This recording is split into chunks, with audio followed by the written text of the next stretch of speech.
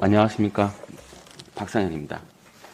그 실장님께 좀 여쭤보고 싶은 것이 있는데요. 두 가지 사안입니다. 하나는 아까 전에 좀 더 얘기가 나왔던 규제 샌드박스권에 대해서 좀 더 궁금해서요.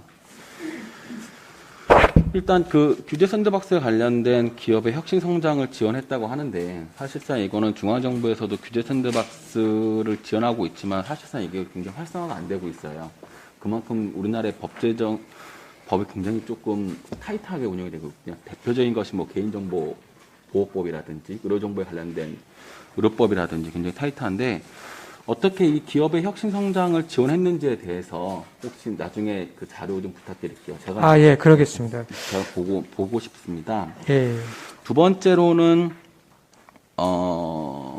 맞춤형 지원, 예를 들어서 지금 규제 샌드박스를 통해서 컨설팅을 제공을 하고 예. 규제 샌드박스를 통해 가지고 실증비 지원을 통해 가지고 조기 사업화를 추진하겠다라고 딱 써주셨는데 예. 제가 지금 이거 예산서 지금 거의 다 봤거든요. 예. 제가 찾아본 게 예산서 68페이지에 보면 규제 개혁 역량 강화를 위한 기반 구축 요 항목 약 10억 정도가 잡혀 있거든요. 맞죠? 요거 이외에는 사실상 규제 샌드박스에 관련된 예산을 좀 찾기가 어려워요. 그래서 규제 샌드박스에 관련된 실증비 지원을 통한 조기 사업화에 관련된 예산을 어디 파트에 좀 배분하셨는지 그리고 얼마 정도로 7억? 예산안을 마련하셨는지가 좀 궁금합니다. 그 의원님, 저기 예. 요 구체적인 내용은 네네. 우리 담당 팀장님이 답변하도록 하면 어떻겠습니까? 괜찮습니다. 예. 네. 규제정책팀장 홍미자입니다. 저희 규제 샌드박스는 19년부터 시작해가지고 올해는 저희가 7억을 예산을 세웠고요. 그래서 사전 컨설팅과 실증 사업비 지원을 하고 있습니다. 그래서 저희가 아까 예산을 어디에 반영했는지 물어보신 거잖아요. 저희가 이 앞에 예산을 보신 건가요? 이거 책을 보고 있습니다. 그걸 추가 경정 예산안에서 딱 올라와 있는가? 예, 68페이지 규제 개혁 역량 강화를 위한 기반 구축의 항목 빼고는 역량 강화. 궁금한 건 7억을 배정하셨다는 거죠? 네. 예.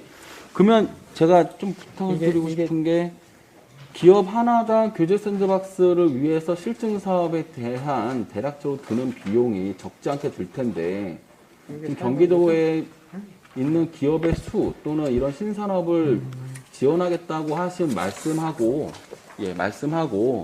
예산하고 약간 매칭이 안 되는 거죠. 제 개인적인 저게 생각은. 좀 설명을 드리면요. 네네네. 그 실증 특례 지원 사업으로 네네. 그 AI 사물 인식 기술을 활용해서 주류 자동 판매기 사업에 1억 400만 원을 올해 지원을 했고요. 예. 그다음에 공용 전기차 충전기용 그 외부 내부 위장형 내장형 OBC 여기에 8,100만 원. 그다음에 차량용 디스플레이 알림 서비스에 1억 1,500만 원. 이렇게 해서 6억 1,800만 원이 이렇게 6개의 사업에 지금 진행되고 있습니다. 예. 그리고 네. 이거는 실증 비용하고요. 보험료, 그다음에 조기 실증 이렇게 포함해서 그렇습니다. 예. 그래서 제가 문의드리는 게 이거였던 거죠. 지금 경기도에서 이제 전체적으로 이제 예산을 관리하고 예산을 수립하는 우리 기획조정실이 자신 있게 딱 첫 페이지에 딱 첫 번째로 규제 샌드박스의 활성화를 통해 가지고 기업 혁신 성장 지원했다라고 딱 못을 받고 있는데 네네. 거기에 배정된 예산이 너무 작은 거예요. 다른 데에 비해서. 그러니까 이게 정말로 혁신 성장을 지원하셨는지가 일단 궁금했는데 지원하셨다고 하지만 그 예산의 규모가 너무 작은 거죠.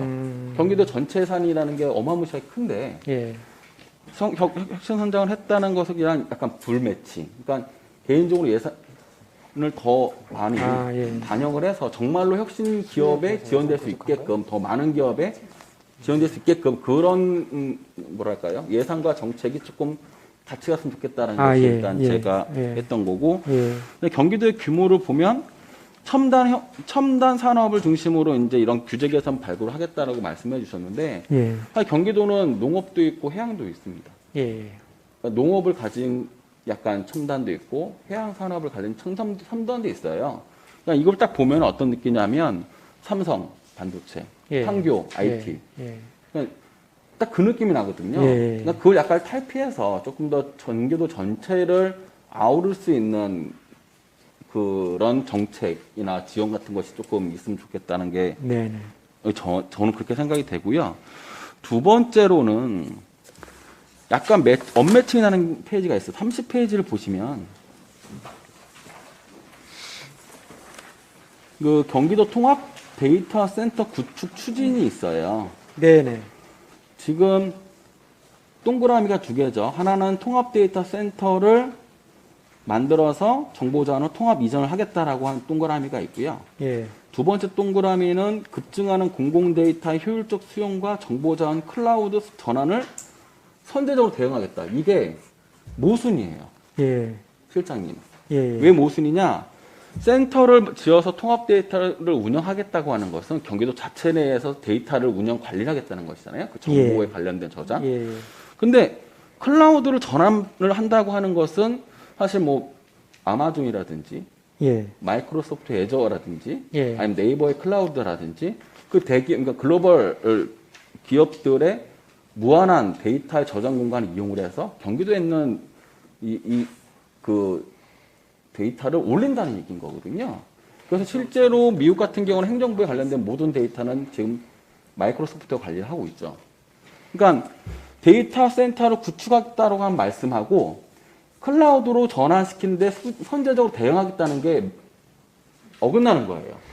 제가 좀 설명을 드리겠습니다. 예. 그 통합 데이터 센터 구축 계획은요, 현재 지금 전산실이 여러 군데 이제 분산되어 있습니다. 네. 그러다 보니까 이제 관리도 비효율적이고 그래서 이거는 한 군데 이제 모으겠다는 거고, 두 번째 이제 클라우드 전환하겠다는 거는 행정 정보도 이제 늘어나기 때문에 이제 클라우드로 전환을 하고 있습니다. 그리고 이제 각 서버 간에 이제 그 효율적 그 데이터 공간 사용을 위해서요.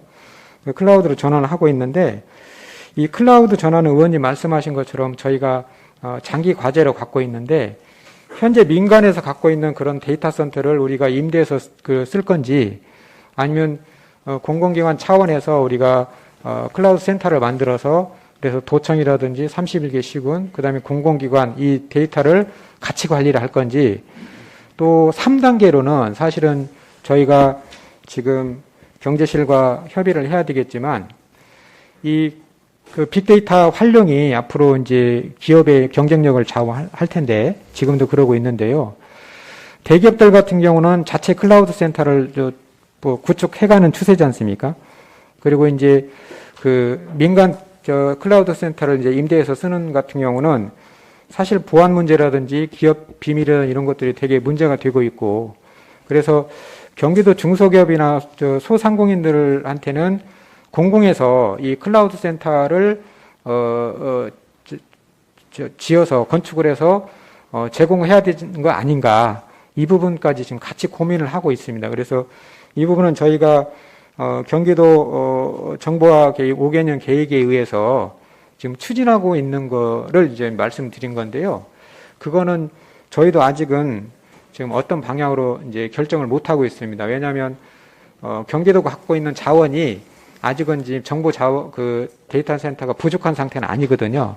그래서 클라우드 센터 지금은 공공용으로는 아직 시급한 상태가 아니기 때문에 그런 장기 계획에서 추진하고 있다는 말씀을 드리는 겁니다. 그러니까 저는 이렇게 이해하면 되겠네요. 예. 분산되어 있는 데이터의 센터는 한 곳으로 모은다, 일단은. 네네. 그다음에 이것들을 종국에 마지막에는 언젠가는 다 클라우드로 가니까 올릴 건데, 이거는 장기적으로 시간을 충분히 들여서 데이터를 올릴지 말지는 그때 결정하시겠다, 이 말씀이신 거죠.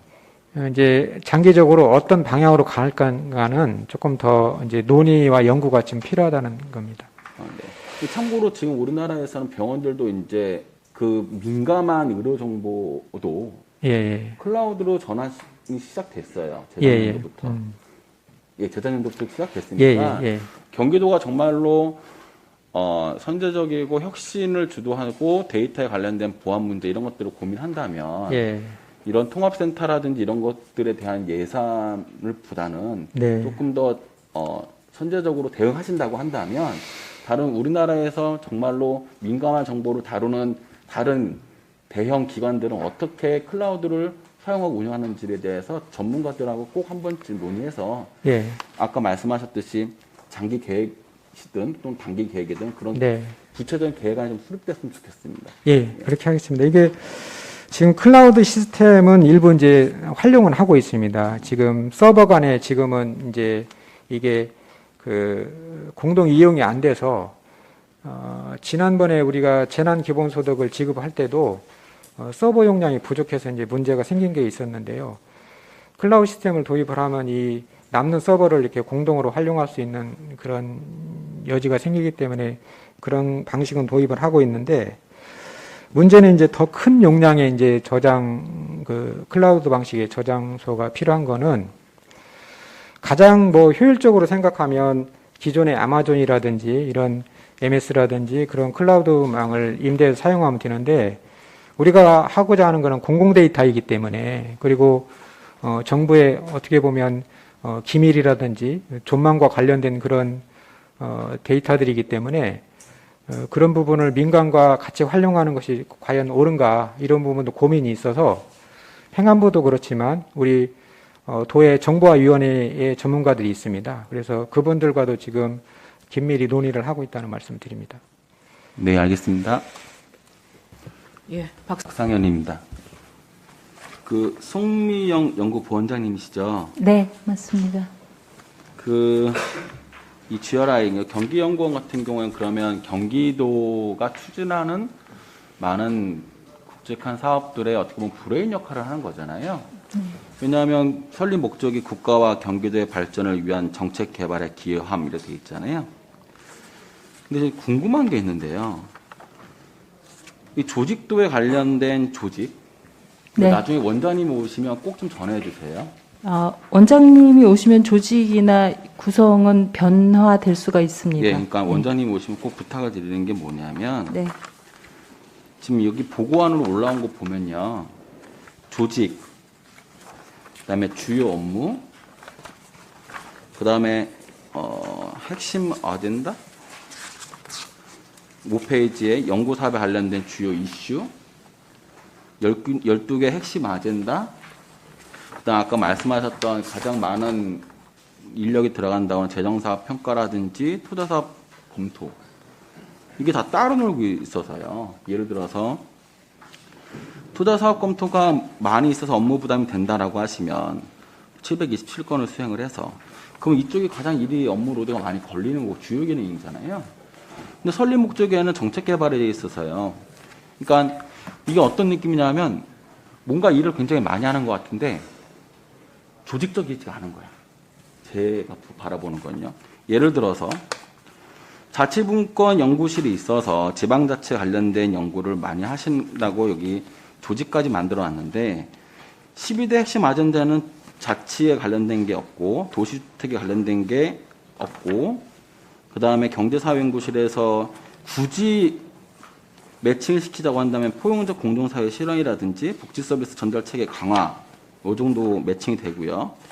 그 다음에 교통물리연구실이 있다고 하는데 이 교통물리연구실을 굳이 12대 핵심 아젠다로 엮은다고 하면은 뭐 쾌적한 생활환경 구축 여기다가 아마 매칭시킬 수 있을 것 같고 생태환경 연구실을 한다면 녹색성장이라고 얘기해서 지속가능한 사회인데 이것도 굳이 넣으면 기후변화에 대응한 그러니까 각 조직이 맡고 있는 업무의 범위 해야 할 업무의 범위하고 핵심 아젠다하고 그 다음에 이번에 민선 8기 오면서 김동연 도지사께서 추진하고자 하는 거하고 다 따로 놀고 있어요. 실제로 다 업무 분장이랑 핵심 아젠다하고 방향이 다 따로 놀고 있는 거죠. 그러면서 마지막에는 재정사업평가가 너무 많이 하기 때문에 업무에 부담이 많이 된다.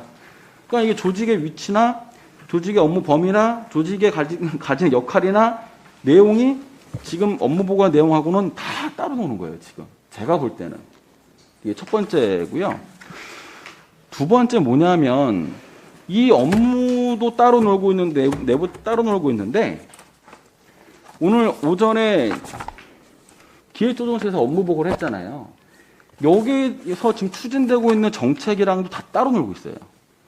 그러니까 경기도 연구원은 경기도가 추진하고 있는 다양한 정책들의 브레인 역할하고 그 정책적 개발을 통해 가지고 예산을 잘 수립하고 효율적으로 쓰고 이것이 도민에게 뭔가 건전하게 그 예산들이 전달이 돼야 되는데 경기도 연구원 내부 업무와 핵심 아젠다에 다 따로 놀고 있는데 경기도가 추진하고 있는 기획조정실 추진하고 있는 정책과도 언매칭이 일어나는 거예요. 지금 딱 두 개만 바라보고 있으면. 그래서 이걸 당장 뭐 수정해달라고 부탁하는 건 아니고요. 원장님이 지금 공석이시고 오셔서 조직에 관련된 정비도 할 거고 그다음에 인사에 관련된 배분도 하실 테니까 한 번쯤은 경기도 연구원이 설립 목적, 정책 개발한다라고 한 설립 목적과 경기도와 연계와 그다음에 앞으로 민선 8기에서 추진하려고 하는 굵직한 사업들에 관련된 조직의 재정비와 그에 맞는 인력 분산을 다시 해주는 것에 대해서 조금 심각하게 생각해 볼 필요는 있을 것 같아요. 네, 이상입니다. 답변 드려도 될까요? 네네네. 제가 아까 5쪽에서 말씀드린 그 주요 사업 방향은 저희가 하는 그 핵심 아젠다 쪽만 설명을 드린 거고, 저희 연구원에는 원래 공투센터 말고 제가 본원이라고 저희가 부르는 대부분의 인력이 그 아까 말씀하신 자치분권실 포함해서 있는 균형발전본부하고 연구본부에 배정이 돼 있고, 그 연구원 전체에서 사실 국가나 경기도 그다음에 시군에 관련된 정책 개발을 합니다. 근데 거기에는 이제 법정사무, 그다음에 일반적인 기본 연구과제, 그다음에 정책 연구과제, 시군에서 요청하는 시군 전략과제 같은 것들이 있는데 그런 것까지는 제가 이 업무 보고 내용에 다 담기가 어려워서 담지를 않았고, 아까 말씀하신 것처럼 지금 저희가 원장님이 공석이라서 이전 민선 7기에 대응하기 위한 조직과 인원 형태로 배정이 돼 있는데, 이제 원장님이 오시면 의원님 제안하신 대로 당연히 민선 8기에 맞도록 조직이나 인원도 배정이 되고 신설 기구도 생기고 그다음에 이 정책 방향도 다 조금씩 손을 보게 됩니다. 그러면 말씀하신 대로 인원 배정이나 여러 가지 것들은 전면적인 개편이 있을 겁니다. 그리고 거기에 맞춰서 저희의 업무도 재배정이 됩니다. 그리고 아까 제가 공투센터에서 일이 힘들다고 말씀드린 건 지금 공투센터 인원 대비 공투에서 하는 일이 힘들다는 얘기를 말씀드린 거고, 저희 연구원에서 하는 일은 사실 188명이 있지 않습니까? 그중에 박사 인력이 60명 정도 됩니다. 그리고 석사 인력도 한 58명 내가 되기 때문에 그 인력이 아까 말씀드린 그 각각의 부서에서 제가 말씀드린 기본적인 법정사무라던가 아니면 기본적인 연구 업무는 별도로 수행하고 있는데 여기 자료에 담지는 못했습니다. 그 부분이 제가 설명이 좀 부족했었나 봅니다. 그리고 말씀하신 내용들은 저희가 지금 원장 선임 절차를 지금 시작하고 있는데, 원장님이 이제 선임이 되시면 아마 임원 추천위원회 뭐 이런 거 거쳐가지고 원장님이 공개 채용되시고, 원장님이 선임이 되면은 인사청문회 등 도의회 의원님들하고 뭐 만나시는 기회가 있고, 그때도 이제 아까 말씀하신 여러 가지 내용들을 다시 한번 얘기를 해주시고 강조해 주시면 그런 내용들이 아마 연구원 운영에 반영이 더 많이 될 것으로 생각됩니다. 그러면 나중에 이런 업무 보고 해주실 때는요. 네. 제가 정중히 부탁드리는 건데, 네. 일단 조직에 관련된 미션, 방향, 그다음에 업무에 관련된 내용, 이런 것들에 관련된 기본적인 자료도 좀 주시고요. 네. 그걸 추가하도록 하겠습니다. 예, 저희가 지금 이거를 보면서 이해를 해야 되잖아요. 네. 예, 뭐 혼자 이해하려고 노력을 했거든요. 네. 그러니까 너무 맞지가 않는 거라서 제가 원장님이 오시면 꼭 그런 것들이 좀 일사불란하게 좀 체계적으로 됐으면 좋겠다라고 하는 것이 제 의견이었습니다. 네. 다음에 원장님이 이제 오시면 말씀하신 대로 내용을 정리해서 보고 드리도록 하겠습니다. 네. 예. 네, 박상현입니다. 정승현 의원님 이어서 몇 가지 좀 말씀드리려고 합니다. 보통 통상적으로 감사라고 한다면 보통 이제 감사를 받게 될 공무원이나 설사 일반 국민 같은 경우는 굉장히 위축되는 경우가 있거든요. 왜냐하면 어쨌든 간에 감사의 역할은 뭔가를 상대방에 관련된 잘못을 지적하고 그것을 하나의 이제 성과지표로 삼기 때문에 그런 것 같은데요. 지금 이제 업무보고 내용 주신 거 보면 9페이지, 11페이지, 16페이지, 17페이지, 19페이지 전반에 걸쳐서 적극 행정과 반대되는 소극 행정, 소극적인 업무 처리, 민원, 고충 이런 단어들이 굉장히 많이 나옵니다. 그 말이 이제 이 업무보고 감사에 관련된 업무보고 내용 자체가 어떻게 하면은 소극 행정을 좀 탈피해서 적극적인 행정으로 뭔가를 관리 감독하겠다라고 하는 것이 어떻게 보면 전반적으로 깔려 있는데요.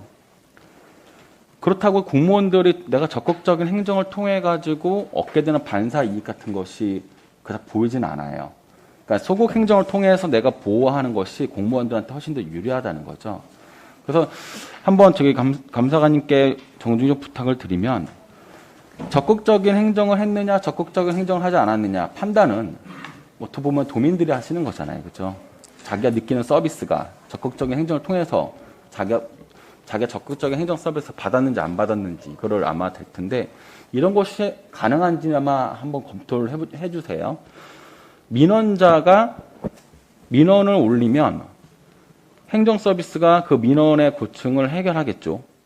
그리고 감사실에서 그 민원을 제기하신 분한테 후속 AS 조사를 하는 거죠. 당신은 적극적인 행정 서비스를 받았다고 생각합니까?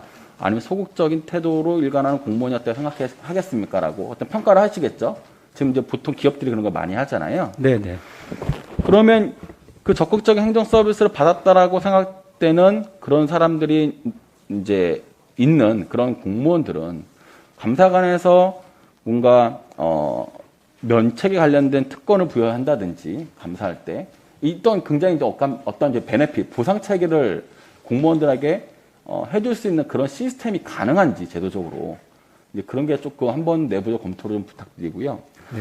두 번째로는 현재 공무원들의 일반적 유능한 공무원들도 분명히 있긴 하지만 제가 지금 다니면서 느끼는 공무원들의 많은 분들은 아직도 소극적인 행정을 많이 하시는 분들이 많이 계십니다.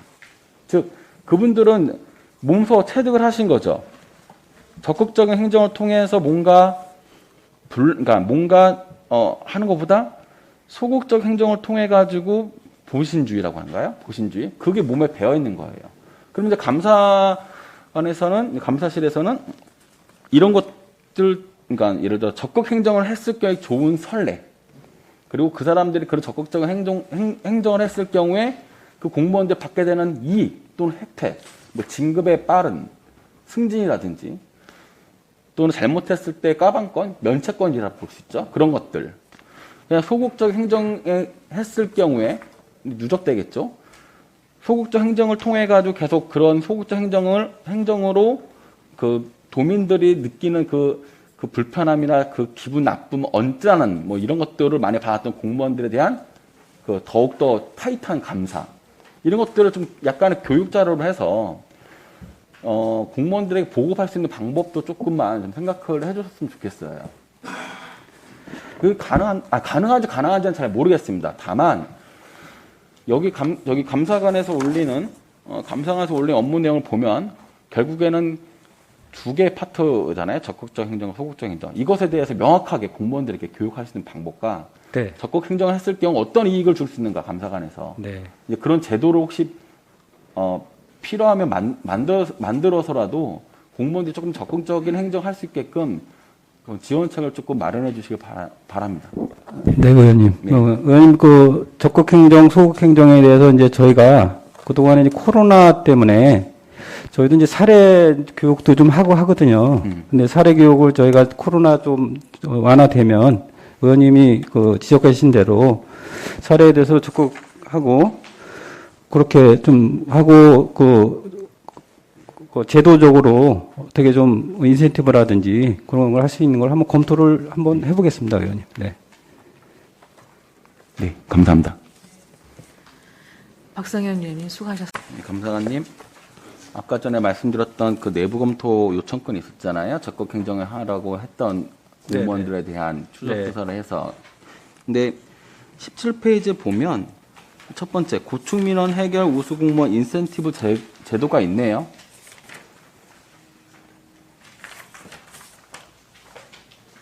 (17페이지) 밑에서 동그라미 꼭지점 세 번째입니다.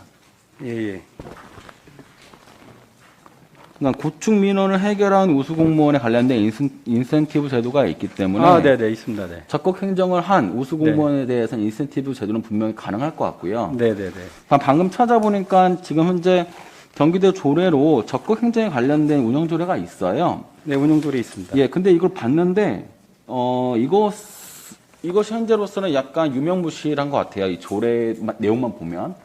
그러면 저희 감사관님을 통해서 이 감사관을 통해서 이 적극 행정에 관련된 운영 조례가 조금 더 구체화되고 적극적으로 추진될 수 있도록 조례에 관련된 부분을 조금 개정에 관련돼서 감사관의 입장에서 감사관의 입장에서 적극 행정을 유도할 수 있는 좀 더 구체적인 운영 조례안으로 조금 개정 발의 좀 부탁드리겠습니다. 네, 검토해서 나중에 추진토록 하겠습니다. 네. 빨리 부탁드리겠습니다. 네. 감사합니다. 예, 박상현 35페이지를 잠시 같이 보실까요?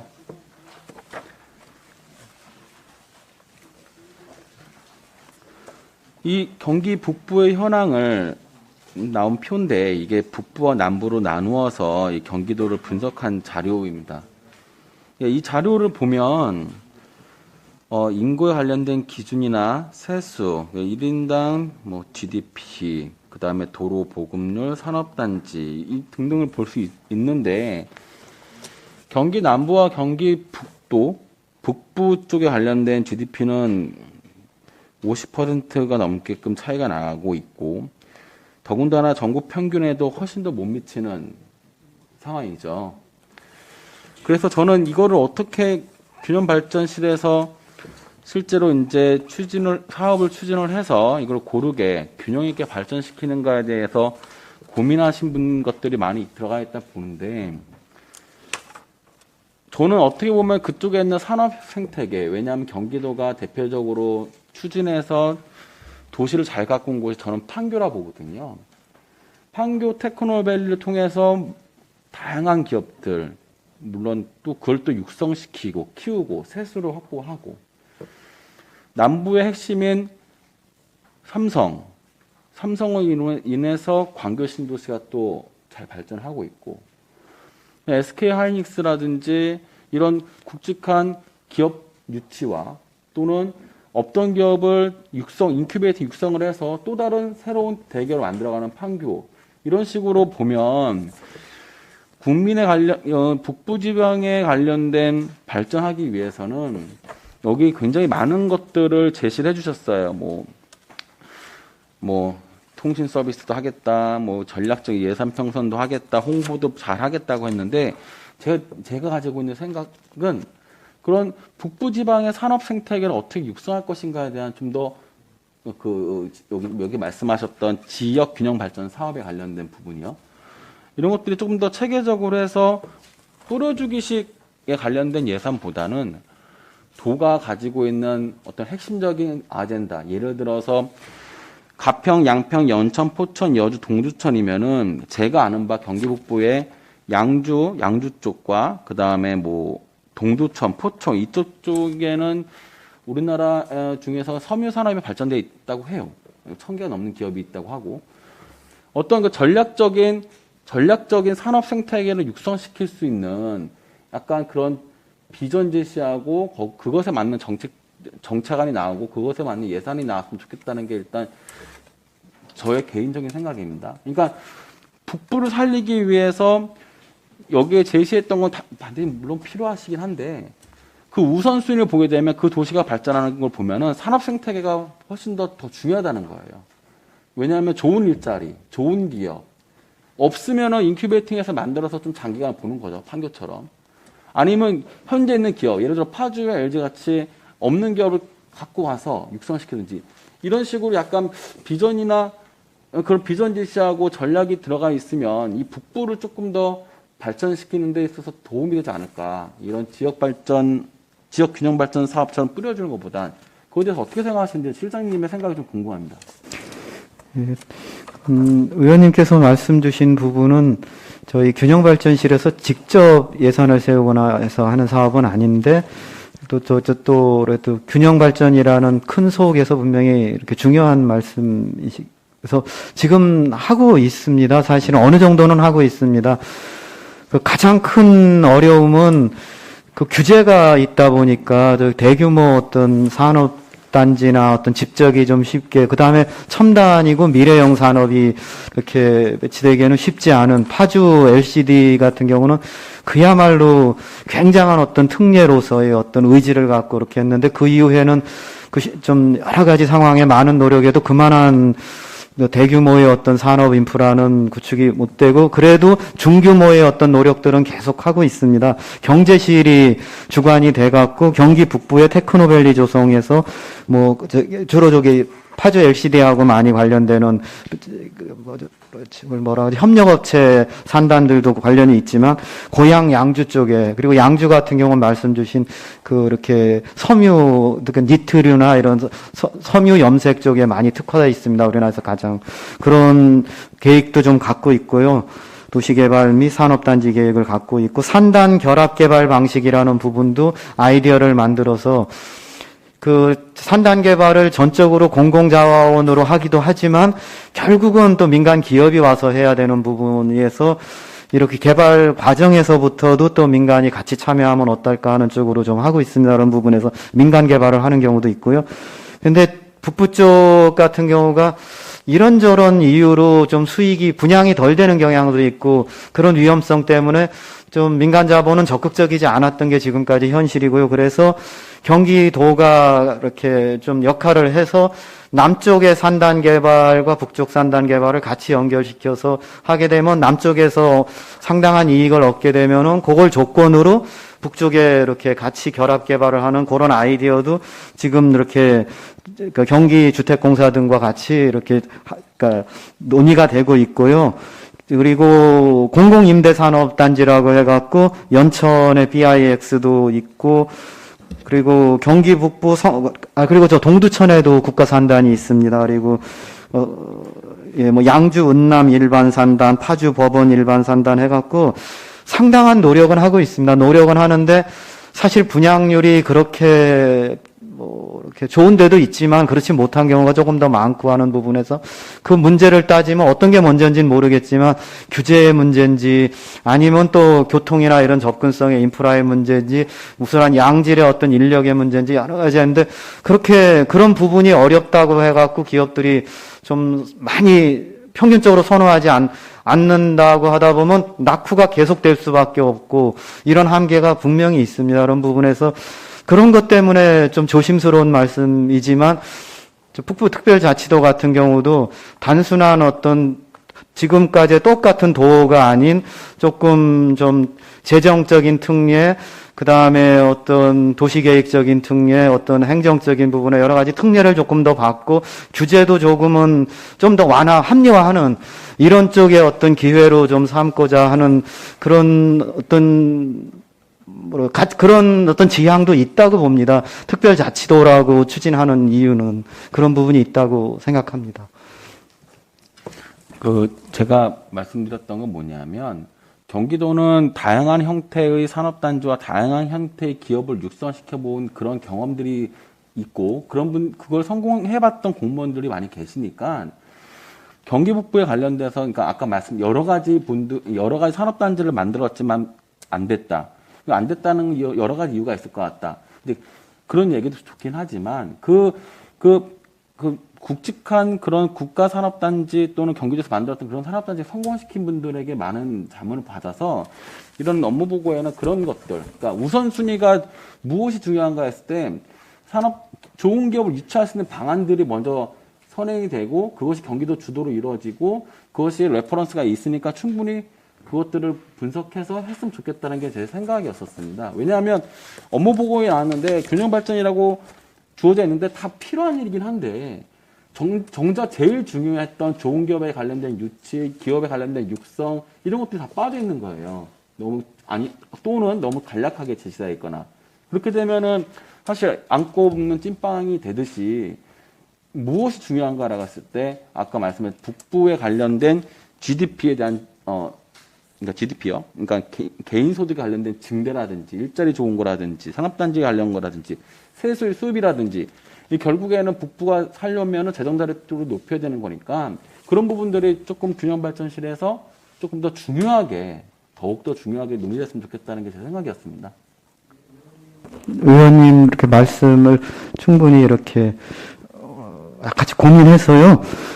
그 공무원 조직의 특성상 아무래도 이제 저희들이 이렇게 권한적으로 받은 어떤 내용과 예산을 직접 사용하는 이런 내용 위주로 이제 보고서를 만드는 특성이 있다 보니까 사실 또 중요한 부분이 많이 좀 이렇게 아쉬운 부분이 있습니다. 경제실의 도움을 받아서 이렇게 지금 추진하는 사업하고 또 경제실에서 구상하는 내용 이런 부분을 의원님들께 위원회에 이렇게 좀 더 보완 자료를 드릴 수 있는 방법을 고민하겠습니다. 예, 감사합니다. 예, 박사. 예, 간단한 것만 몇 가지 말씀드리려고요. 12페이지 네. 남북교류협력기금 계획 8개 분야 150억 정도입니다. 이 간단한 겁니다. 근데 기금 사업의 주요 내용을 보면 각종 감염병 예방 및 다내재성 결핵 환자 등 해가지고 의료 쪽이에요. 네. 그다음에 이제 두 번째 네모 첫 번째 꼭지점의 첫 번째 짝대기 사업 발굴을 했는데 코로나19 적경적 전염병 보건의료 산업협력사업 추진이죠. 그런데 8개 분야 중에는 없어요. 그러니까 9개 분야로 해서 의료 보건의료 쪽을 추가를 하시든지 아니면 다른 데다 일단 껴놔 주셔야 좀 왁구가 좀 맞을 거 왁구 좀 네. 형태가 맞을 것 같고요. 왁구는 좀 그렇다. 네. 그리고 죄송합니다. 이게 실시간으로 중계된다는 걸 깜빡하고 있었습니다. 그리고 보건의료 같은 경우에는 보통 일반적으로 사람들이나 저희 같은 사람들 생각할 때는 의사 선생님들이나 또는 간호사 선생님들이 가서 어떻게 보면 양질의 의료 서비스를 제공하는 걸로 자칫 오해할 수가 있는데 네. 일단 그렇게 바라보는 것보다 이것도 하나의 산업이라고 보고 왜 디봄 ODA 사업을 좀 많이 하시더라고요. 네. 네. 그러니까는 하나의 ODA 또는 그런 사업이라 보고 보건의료 산업이라고 하는 단어를 써므로써 우리나라의 의료기기라든지 의료 서비스 또는 의료 전달 체계가 세계적으로 우수한 우리 의사 선생님이라든지 간호사 선생님들이 가서 의료 서비스를 포함한 우리나라의 의료 산업에 관련된 것을 이렇게 조금 폭넓게 폭넓게 지원하고 교류한다고 하는 그런 약간 범위를 좀 넓혔으면 좋겠다는 게 조금 제 생각이고요. 네.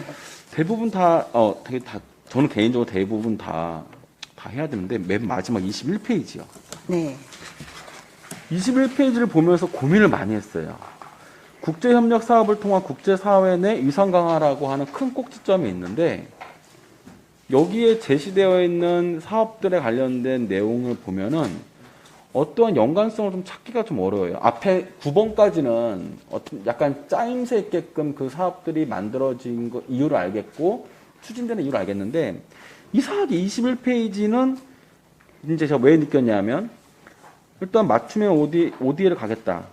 그 다음에 세 번째 꼭지점 중점급 전략 수립인데 베트남과 키르기스탄이 나왔어요.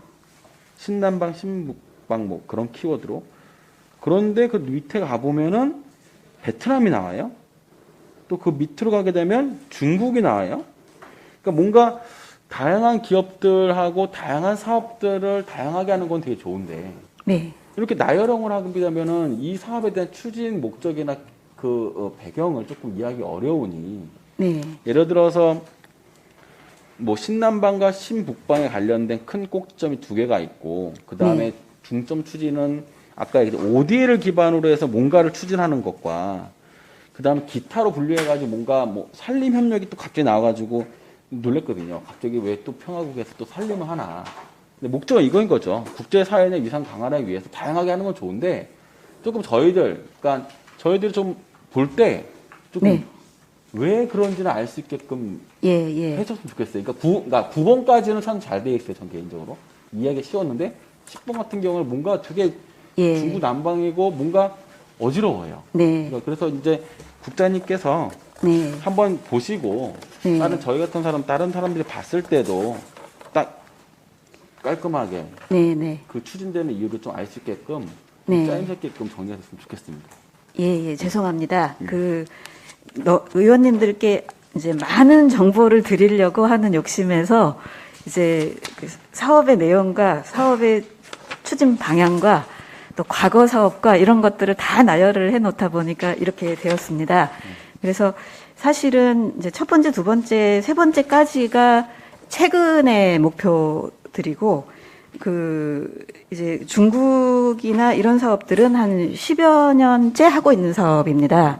그래서 이제 최근에 중점국으로 지정된 것들은 이제 작년의 일이고, 이 중국 사업은 한 10여 년째 계속하고 있는 계속 사업이고, 이런 차이들이 좀 있습니다. 그런데 말씀대로, 다음 기회에는 조금 더 체계적으로 정리를 해서 그 자료를 제출하도록 하겠습니다.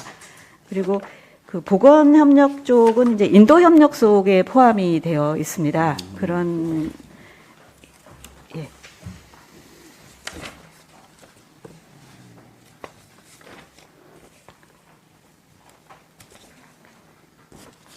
예, 끝났습니다. 네, 네.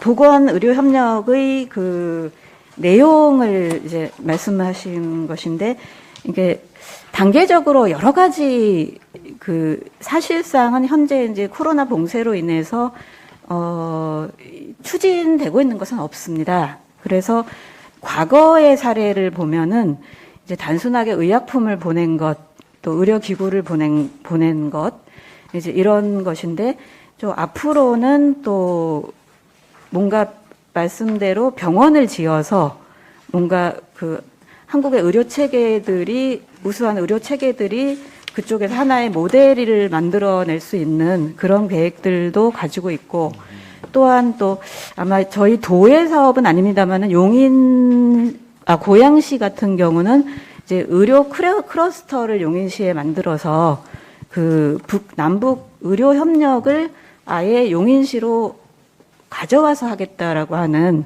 또 그런 좀 의욕적인 계획도 있는 것 같습니다. 그래서 지금 이제 의료 협력도 아주 단순한 단계에서부터 거점을 만드는 단계, 본격적인 협력 단계, 이런 계획들로 단계적으로 추진되고 있다는 것을 말씀드립니다. 네, 감사합니다.